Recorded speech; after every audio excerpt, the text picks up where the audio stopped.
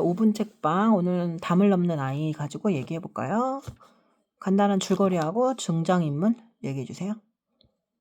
주인공 푸시리가 있는데 이 친구는 이제 조선시대에 여자로 태어나서 글을 못 배우고 차별받는 삶을 살고 있는 친구인데 이제 그러던 어느 날 이제 어머니 먹여 살리던 어머니가 이제 대감 할아버지한테 팔려가지고 이제 아기 젖을 먹이는 사람으로 팔려간 거예요. 유모로 팔려갔어요? 그렇죠. 그러니까 이제 푸시리가 이제 아버지 밥상이나 동생들 밥 차려주고 그렇게 생겼는데 이제 아기가 한 명 더 있는데 이번에 새로 나왔던 애인데 걔는 이제 젖을 먹어야 되지만 젖먹이 아기였어요? 했는데 젖을 먹일 사람이 없어서 딴 사람한테 부탁을 하다가 엄마한테 갔는데 처음에는 대감마니한테 안 걸려가지고 다행히 거기에서 저는 보조관 같은 사람이 도와줘가지고 젖을 먹일 수 있었지만 그 뒤로부터는 젖을 먹일 수가 없는 거예요. 그것 때문에 이제 그게 아빠 귀에 들어가서 아빠가 너는 왜 이러냐 이러니까 난 아무 잘못 없다 이러면서 계속 불만을 토하다가 이제 그 글을 되게 소중하게 여겼던 사람이 여군자 뭐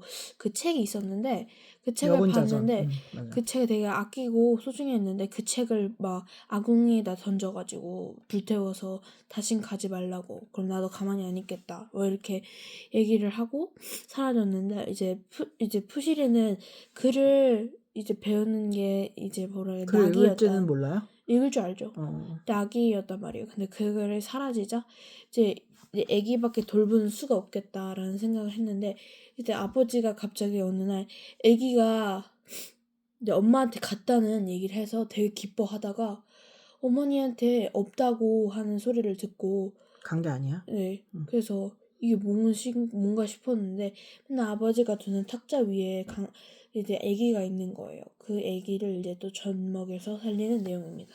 근데 왜 부모는 그렇게 아기의 생명에 대해서 너무 손을 놓고 있어요? 무방비한 상태로 있어요? 돈을 위해서 돈이 없으니까. 아빠는 왜 놀고 있어요? 아빠는 놀지는 않는데. 그냥 가난한 그런 농민의 신분이에요? 네. 그리고 원래 모성은 기본인데 물론 아무리 돈이 없고 그렇기도 하지만 그 아이가 갓난쟁이 아이 그 젖먹이 아이가 딸인가요? 잘 모르겠어요. 딸이라서 성별조차 나오지 않았어요. 딸이라서 그렇게 이름도 나오지 않았잖아요. 딸이라서 그냥 내버려 두고 기순인가요? 네. 기순. 그 아이는 되게 귀하게 또 키우잖아요. 막 되게 고기도 주고 특별하게 키우잖아요. 그러니까 이 시대 때 보면 남자에 대해서 되게 남존여비 사상, 남자는 존대하고 여자는 되게 비천하게 여기는 사상도 있었고 또 여자도 글도 못 읽고 이런 상황이었잖아요. 여기에 나와 있는 푸시리는 어떤 성격을 가진 애였어요? 글을 굉장히 좋아하는 친구였고 그다음에 이게 이제 조선 시대에 이제 태어난 게 아까운 사람이었어요. 솔직히 그 글자를 효진이가 딱 한 번 알려줬다고 글자를 바로 깨우치는 사람은 많지 않을 건데 그 글자를 바로 깨우치는 거 보면은 분명히 우리 총명한 아이네요, 그죠? 총명한 아이 크게 되려는데 이제 안타깝게도 성별이 여자이기 때문에 이게 좀 안타깝지 않나 싶습니다. 이거 보면서 이렇게 되게 의문이 들었던 게 물론 신분 체제에 갇혀서 엄마 아빠가 아주 물들어서 살고 있잖아요. 네. 생존이 가장 중요하고 남은 자식들을 죽일 수는 없으니까 자기가 가서 젖먹이를 놔두고 가서 남의 자식이 젖을 먹이는 상황이잖아요. 네. 근데 너무 어른들이 네. 손을 놓고 있구나. 그래서 가장 문제를 해결하고 있는 거는 마치 푸시리가 네. 마치 이 어린 아이의 보호자 같다는 생각이 들어서 되게 안쓰러웠어요. 이제 이 나이에는 자기가 궁금해하는 거를 세상을 탐험하고 호기심을 가져야 될 나이에 오히려 가족에 대한 책임을 지고 있는 것 같아서 좀 더 황당하고 가엽다 이런 생각이 들었고 여기 나오는 효진이 푸실에게 효진이가 글을 잠깐 가르쳐 주잖아요. 효진이에 대해서 설명해 주세요. 효진이는 이제 어머니가 장례식장을 하고 어머니의 그리움에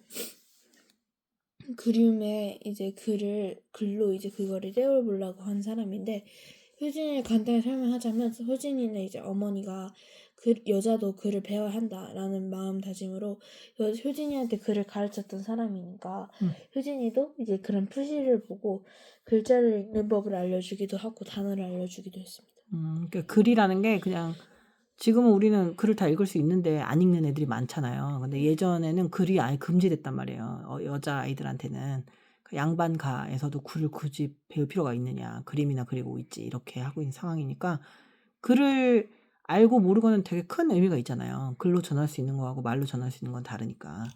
그래서 효진이 엄마는 효진이가 글을 읽기를 바랬겠죠. 그리고 효진이 엄마는 작가기도 하고, 그죠? 근데 효진이 엄마는 왜 돌아가시게 된 거예요? 그건 안 나왔어요. 그냥 돌아가신 것만 나왔었어요? 네. 여기 보면 담을 넘는다고 하죠. 담이라는 게 뭔지 알아요? 한계.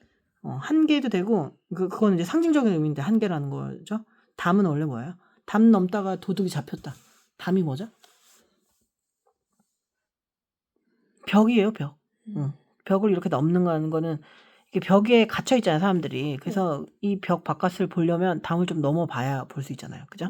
우리가 볼 수 있는 시야 이 지평선에서 담을 넘어봐야 어디가 있는지를 알 수 있잖아요. 근데 담을 넘기 위해서 가장 중요한 게 뭐라고 생각해요, 민서는? 담을 한번 넘어 보려면 가서 뭘 보려면 아는 게 있어야겠죠? 아는 거는 누굴 통해서 알아요? 뭘 통해서? 거기 넘어갔던 사람. 그렇지. 그 사람들이 남겨놓은 발자취가 글 같은 거죠. 그러니까 글을 알아야 담을 넘죠. 도둑질 하려고 담을 넘는 게 아니잖아요. 그죠?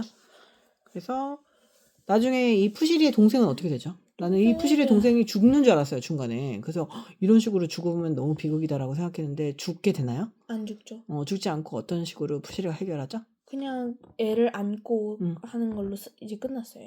그러면은 대감집에서는 대감집의 아이 한준인가? 한준이라는 아이인가? 효진이의 동생 같아요. 그죠?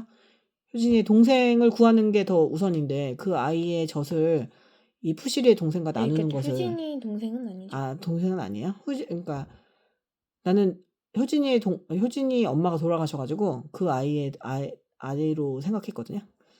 그러니까 이 푸시리는 그러면 푸시리의 동생하고 같이 젖을 먹이는 걸 허락했어요?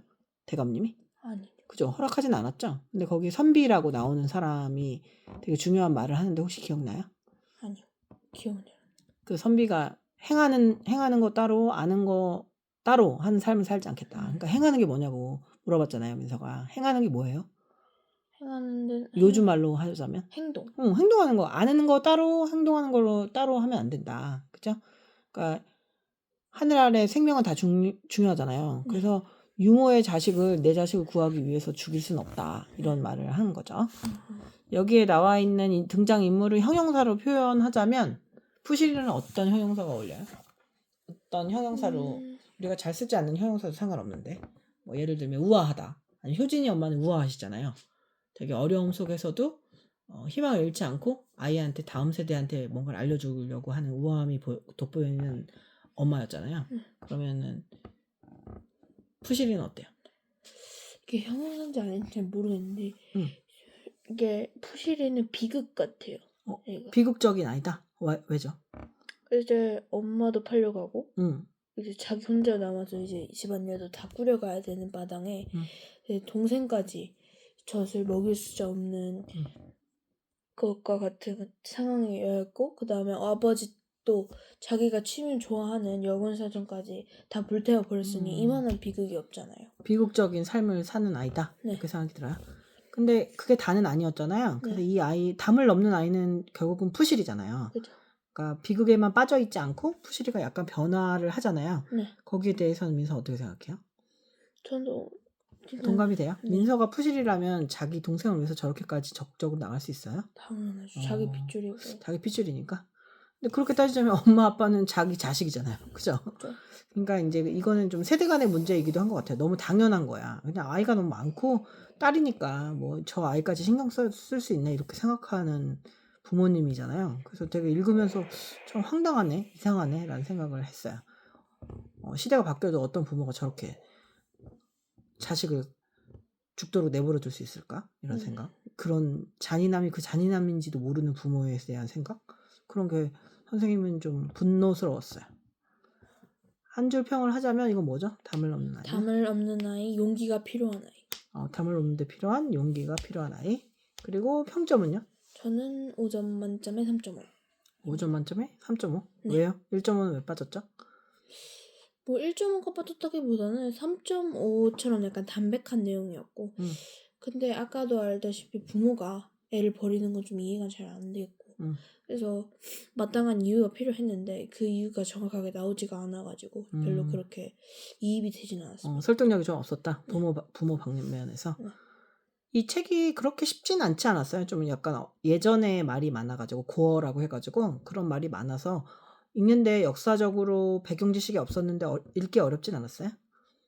이미 배경 지식이 좀 있어가지고 역사에서 괜찮았습니다. 배운 내용이어서 그렇게 어렵진 않았던 것 같아요. 네. 근데 이거 예전에 민서가 3학년 때인가 4학년 때 읽어보고는 그렇게 재밌진 않다고 얘기했어가지고 네. 6학년이 돼서 다시 읽어보니까 어때요? 변화나 감상이 좀 달라졌나요?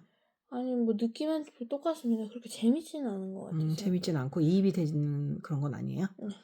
근데 담을 넘는 아이가 이게 옛날 얘기긴 하지만 요즘에도 담을 넘어야만 해야 할 때가 되게 많잖아요. 그렇죠. 담이라는 게 이제 나의 한계, 그죠? 뭐 여자라서 아니면 학생이라서 아니면은 이 지역에 살고 있는 아이라서 이게 한계가 많잖아. 그렇죠. 이런 한계를 넘어가려고 생각해 본 적 있어요? 네, 있죠. 민서는 어떤 한계를 넘어가고 싶어요?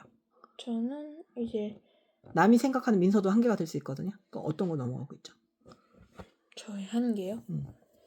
저는 아주 작은 것도 마찬가지예요. 너 줄넘기 못하잖아. 이것도 이 사람이 만들어 놓은 한계가 될 수 있거든요. 예를 들면 집중. 집중에 대한 한계를 먹고 싶어요. 네. 뭐 누가 부정적으로 민서의 집중력에 대해서 지적한 적이 있나 보죠? 아니 없는데. 근데 그냥 더 하고 싶어요. 네. 내 한계가 이렇게 있다고 생각해요. 네. 선생님은 생각하기에 이제 선생님의 담은 뭐냐고요? 그러니까 선생님이 되게 작은 학원이잖아요. 되게 조그만 학원이라서